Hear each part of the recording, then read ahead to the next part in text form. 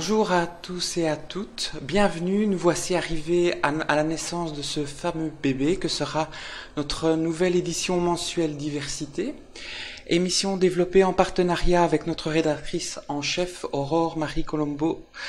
Notre émission sera destinée avant tout à devenir un lieu de rencontre et d'échange dont le leitmotiv sera le respect de la diversité et l'humanisme sous toutes ses formes. Nous aurons l'honneur de nous retrouver chaque dernier jeudi du mois en direct radio et TV sur Almoatine, Bruxelles Média. Et que vive la diversité. Olé. Olé. Je dis olé car pour notre première émission, nous avons l'honneur de vous recevoir, Doa Majouli. Et quelle invitée. Doa Majouli, vous êtes la capitaine et surtout fondatrice de Miss Marketing. Et voilà, on se réjouit vraiment de vous avoir ici en studio pour cette première émission. Merci. Alors Doa, définissez-nous en quelques mots le concept que vous avez créé de Miss Marketing. Bonjour à toutes et à tous. Merci beaucoup Christine pour l'invitation. Donc j'ai créé il y a presque 3 ans le concept de Miss Marketing Magazine. C'est un média digital, donc numérique, pour les femmes entrepreneurs via différents canaux de diffusion. Il y a la radio, les podcasts, il y a les vidéos surtout, les articles pour mettre en lumière les compétences féminines dans différents domaines d'activité, que ce soit dans la communication, le développement personnel, l'économie, la politique, c'est vraiment varié. Alors pour vous, Miss Marketing aurait-il le scope d'intéresser la gente féminine au marketing, un secteur qui selon vous serait prioritairement occupé par les hommes? Mais c'est vrai que le marketing, c'est un domaine qui est très masculin, vraiment très masculin, et c'est dur pour une femme en fait de prendre sa place par rapport au marketing, d'où ce concept de Miss Marketing. Dans Miss, il y a tout ce qui est côté féminin, dans Miss, la princesse. Et dans le marketing, il y a plus la polarité masculine, accélération, action, le fait de faire. Et donc, il y a un mélange des deux parce que dans le marketing, il y a ce regard féminin qui est différent du regard masculin avec des femmes dont le point commun, c'est aussi le marketing et la communication. Tout à fait. Doa, vous vous définissez comme architecte d'idées. C'est quoi selon vous? C'est un métier que j'ai réinventé parce que j'accompagne en fait et j'accompagnais les entreprises dans leur stratégie de communication et de marketing. J'ai fait aussi de la création des sites internet, un peu de Photoshop. Donc, je touchais à plusieurs secteurs et je me suis dit en fait que le point commun entre tous les projets que je fais, c'est vraiment la créativité, le digital et c'est cet aspect un peu futuriste, connecté aussi au marché, aux clients, aux besoins des clients. Et donc, je me suis dit, avec ma personnalité, j'ai besoin en fait de trouver un métier qui peut-être n'existe pas encore, qui n'est pas consultante, conseillère, mais une architecte d'idées, à travers surtout la créativité, le fait d'imaginer des projets, les dessiner, et puis aussi l'imaginer avec les clients, aussi de trouver une stratégie de communication, une stratégie digitale, et d'avoir un regard assez futuriste avec l'innovation. Alors, Doa Majouli, vous êtes lauréate du prix Jeune Pousse, du concours Femmes chefs d'entreprise de Belgique, une consécration en soi pour une jeune businesswoman. Est-ce que ce prix vous a ouvert de nouvelles portes? Oui, certainement, oui. Déjà, en fait, c'est une célébration parce que c'est assez rare, en fait, de trouver un événement qui célèbre aussi les parcours féminins. Et à travers les réseaux féminins, on a, en fait, cet aspect de chercher les compétences féminines parce qu'il y a un réseau féminin. Sinon, les femmes, elles osent moins, en fait, de s'exprimer, de s'imposer dans des réseaux d'affaires, on va dire.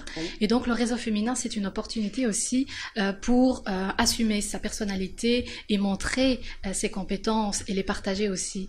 Et avec Femmes chefs d'entreprise, certainement, c'était pour moi aussi en fait cette opportunité de pouvoir afficher, montrer l'architecte d'idées, Miss Marketing, et se connecter à d'autres femmes. Parce que c'est comme ça en fait que on voit et on repère les compétences féminines. Tout à fait. Alors ces 10 dernières années, on assiste justement à un intérêt croissant des femmes pour les métiers du digital. C'est un peu, en ce compris dans le développement informatique. Vous avez développé le calendrier digital. Alors, c'est quoi le calendrier digital et en quels termes peut-il rejoindre le cahier des charges d'un plan de carrière féminin aujourd'hui? Alors, avec Miss Marketing, donc, on organise plusieurs projets autour donc de l'entrepreneuriat, autour de digital. Et le calendrier digital, c'est pas uniquement pour les femmes, mais disons 95% les participants, ce sont des femmes. Oui. Le calendrier digital, c'est un événement tous les 3 mois, Oui. donc soit à Namur, soit à Bruxelles, et qui regroupe, qui rassemble plus d'une centaine de participants. Majoritairement, ce sont des femmes autour du digital. Donc, c'est quoi, par exemple, la première édition, c'était les startups. En Belgique, au niveau du numérique, les applications mobile, etc. La deuxième édition récemment à Bruxelles, donc c'était autour des réseaux sociaux, comment créer un réseau à partir de zéro. Donc chaque fois, en fait, on a une thématique pour l'édition. La prochaine, par exemple, ça sera autour comment créer sa visibilité avec la vidéo et les podcasts. Et donc, chaque édition, chaque calendrier digital, il y a une édition qui est bien, une thématique qui est bien définie, bien précise, qui répond à une question bien définie. Une demi-journée, la plupart du temps, c'est entre 9h et midi, avec 4 ou 3 intervenantes qui sont des expertes dans leur domaine. D'accord. Alors, l'an dernier, vous vous êtes lancé le défi de réaliser une vidéo par jour pendant 1 an. Et vous avez tenu votre promesse, donc bravo pour cet exploit. Pourquoi ce défi et qu'est-ce qu'il vous a apporté a posteriori? Alors, c'est vraiment le fait de constater que chacun de nous, chacune, a des freins, a des blessures, a des contraintes, et par rapport au regard des autres aussi, donc ça devient de plus en plus lourd en fait sur nous.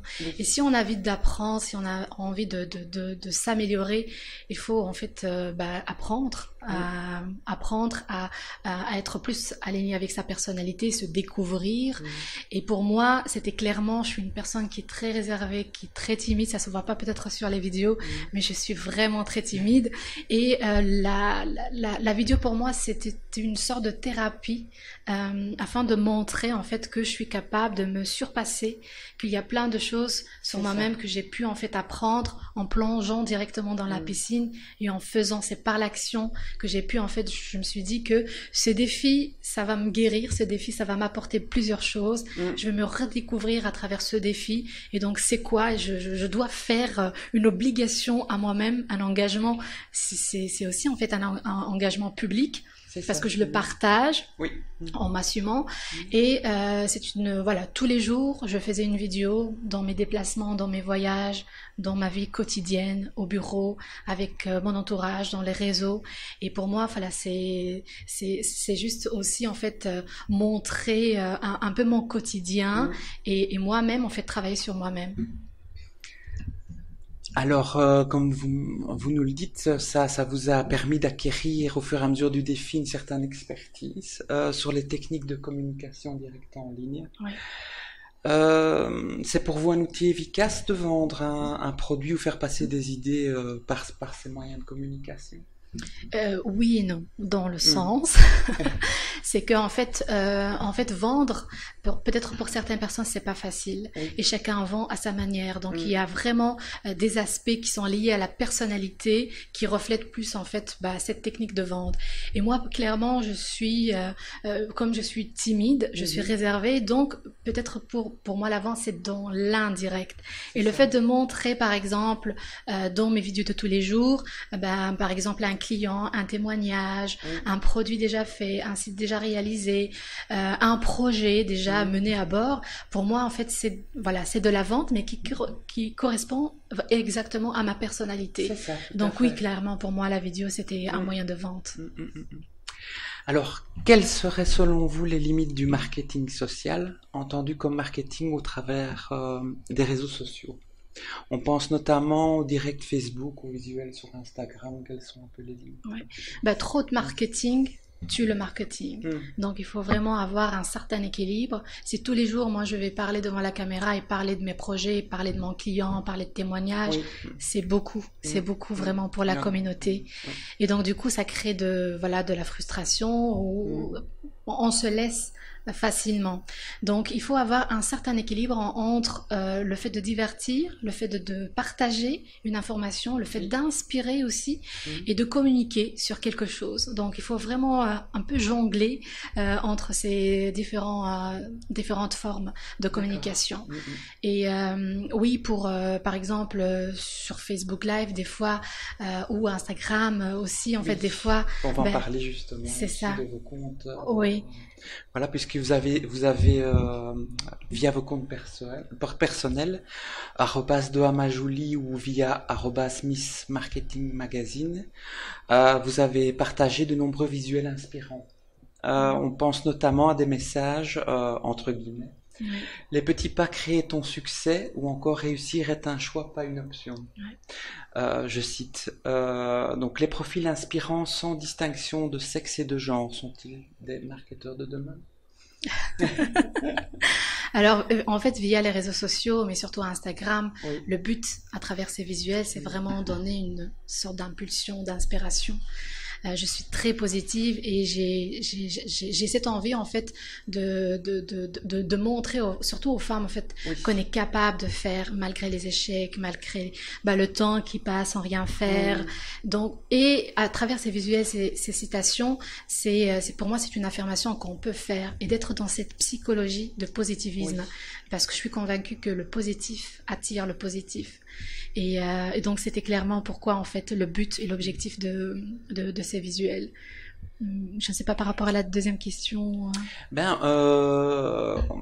Non, après ça concerne votre site ici. D'accord. Donc on retrouve sur votre site en fait un journal au format digital, des vidéos et des visuels. Vous organisez des rencontres, des conférences aussi. Doamajouli, êtes-vous une touche à tout? Mais nous sur Bruxelles Médias, nous aimerions en particulier savoir ce qui vous passionne le plus. Quel est votre médium de prédilection? Oui. Je suis passionnée, je suis une femme d'action avant tout, et donc j'aime beaucoup la créativité, j'aime créer, mais des projets, des univers qui sont utiles, qui sont connectés avec un alignement de la personnalité, avec beaucoup de positivisme. Donc oui, je touche à plusieurs choses, mais qui restent quand même dans la communication. C'est vraiment mon secteur, et le digital aussi, mais d'une façon très facile aussi pour dire que c'est bien accessible à tout le monde, on peut le faire, toute personne pourrait le faire. C'est ça. Et la vidéo étant vraiment votre médium préféré, mon canal préféré. Oui, tout à fait. Alors, Doa, partons un peu à présent plus dans l'intime, si on peut se permettre, et l'introspection. Alors, parlez-nous un peu de vous. Qui était Doamajouli et qu'est-elle devenue aujourd'hui? Et parlez-nous de vos rêves de petite fille et de ce qu'elles sont devenues. Ah là là là là là. Mon rêve de... J'ai réalisé tous mes rêves, mais vraiment. Mon rêve le plus fou, c'était vraiment de vivre sur l'eau. Depuis toute petite, je rêvais de ça. Mais sinon, c'est vraiment créer autour de moi avec une communauté qui soit engagée. C'est ça. Le fait d'avoir sa place, d'être aussi aimée, acceptée aussi, avec ma personnalité. Et oui, mais j'ai réalisé vraiment tous mes rêves. Fantastique. Alors, toujours dans un contexte assez intime, évidemment, libre à vous de poser vos propres limites. Dans votre réponse, quel est votre rapport au féminisme actuel? Le féminisme, en fait, c'est un peu mal perçu parce que on l'utilise n'importe comment, surtout si on voudrait dire une affirmation plutôt négative, en dire voilà, elle est féministe ou bien il est féministe, avec cette notion vraiment très péjorative. Mais je vois en fait que le féminisme, c'est vraiment pour une femme, c'est de s'accepter telle qu'elle est, une femme avec sa féminité, avec ça aussi sa sa polarité masculine, parce qu'on a toute polarité féminine, masculine pour les hommes et pour les femmes. Et pour moi, le féminisme, c'est vraiment être moi-même avec ma personnalité, ne pas se cacher, ne pas dire non, je voudrais ressembler à un homme ou ressembler à une autre personne. C'est vraiment moi avec tout. Toute votre personnalité. C'est ça, oui. Voilà. Et par rapport à la féminité, ben, on en a parlé, voilà, mais Oui, regardez ce rapport. oui, tout à fait. Bah oui, je trouve que en Voilà. fait, ce qui fait la puissance d'une femme, c'est aussi sa féminité, sa Oui, douceur, sa façon de parler, sa façon de s'habiller. Il y a oui, aussi la forme qui joue aussi. tout à fait. Et donc oui, donc on pourrait être une femme très puissante, une femme d'action Oui, avec beaucoup de c'est féminité ça. Oui. aussi. Donc vous êtes Avec fière ah oui, d'être femme. certainement. Bah Voilà. oui, oui. Très fière. Alors, Doha, vous viviez sur une péniche, on a cru comprendre un peu avant. C'est assez extraordinaire. C'est pas banal, C'est magique. surtout en Belgique. Oui. C'est quoi la vie d'une capitaine de péniche? Et quelles en sont les limites quand on vit dans un monde digital pour vous? Ben, en fait, c'est juste magnifique. Le fait de vivre Mm. vraiment sur l'eau, c'est juste Ouais, magnifique. Pour moi, il y a plusieurs valeurs. Il y a l'indépendance, il y a la liberté, le fait de se trouver en fait sur l'eau déjà. On oui, est connecté à mm, nos émotions avec l'eau parce que ça révèle en fait notre vraie personnalité quand on entre dans un bateau. oui, En fait, on est dévoilé. Donc, c'est vraiment nous. Avec notre colère, avec notre peur, ou bien même avec notre positivisme. Donc ça révèle vraiment la vraie personnalité. c'est ça. Mm, Et donc c'est tout un travail en fait de soi aussi, le fait mm, en fait de sentir un peu c'est comme le bercement d'un bébé dans le ventre de sa maman. c'est Cette ça, sensation d'accord. agréable, le fait de larguer les amarres, de changer Mm, de pays, de changer de coin, de changer de vue mm, aussi, c'est l'indépendance, c'est la liberté pour moi, oui, d'être autonome aussi et d'être voilà, de naviguer un peu partout, de se réveiller avec le hublot tout rond, de voir les petits canards, les cygnes qui passent et tout ça, soit sous la neige, soit sous le soleil, c'est vraiment très agréable. Pour moi, c'est vraiment ma vie de rêve. Je suis très contente. Alors, capitaine Doha, si je puis me Ah permettre, ouais. pour amarrer votre péniche, plutôt Bruxelles ou plutôt Namur? Alors, plutôt Namur, donc Mhm. on était à Bruxelles, je pense, pour quelques mois, il y a plus de 6 ans. Oui. Et maintenant, on est vraiment à Namur, depuis 6 ans, on est à Mm, Namur. C'est magnifique, c'est une ville que j'adore, elle est très mm, calme, apaisante, bah, sur ouais, la Meuse aussi, ouais, à côté de la citadelle. C'est beau. magnifique. Alors, comme namuroise itinérante, que nous conseilleriez-vous comme point d'ancrage obligé pour développer un projet d'entrepreneuriat? Un ancrage. Oui. Mm, Un ancrage, c'est pas un secret en fait, mm, et c'est en même temps le secret la clé de succès de plusieurs personnes qui sont très inspirantes, qui sont très connues oui. mondialement. C'est vraiment avoir l'esprit très positif. Mm, Ça change la vie, mm, vraiment. mm, Ça change la vie. Si on a un regard positif, bah, tout devient possible. Et oui, si bah là, on a des rêves, bah, ça devient une réalité, oui. juste parce qu'on a ce regard qui est positif.